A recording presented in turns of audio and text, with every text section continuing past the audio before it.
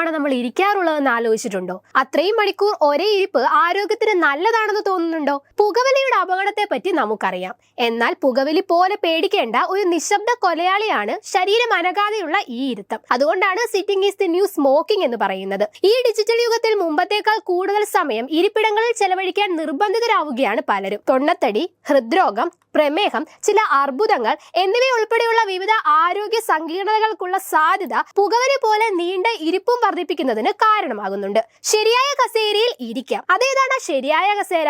നട്ടലിന്റെ സ്വാഭാവിക വളവിനെ പിന്തുണയ്ക്കുകയും കാൽപാദങ്ങൾ തറയിൽ ഉറപ്പിക്കാൻ അനുവദിക്കുകയും ചെയ്യുന്ന കസേരയാണ് ശരിയായ ഇരുത്തത്തിനെ പ്രോത്സാഹിപ്പിക്കുന്നത്. കാലുകൾ ഒന്നിനു മുകളിൽ മറ്റൊന്ന് എന്ന തരത്തിൽ വെക്കാതിരിക്കുക. ഓരോ മണിക്കൂറിലും എഴുന്നേറ്റ് നിൽക്കാനും ചെറുതായി ഒന്ന് സ്ട്രെച്ച് ചെയ്യാനും ശ്രമിക്കുക. ദീർഘനേരം ഇരുന്ന് ജോലി ചെയ്യുമ്പോഴും വാഹനം ഓടിക്കുമ്പോഴും ഈ കാര്യങ്ങളൊന്ന് ഓർത്തു വെച്ചാൽ ഭാവിയിൽ നടുവേദന വരാതിരിക്കാൻ സഹായകമാകും.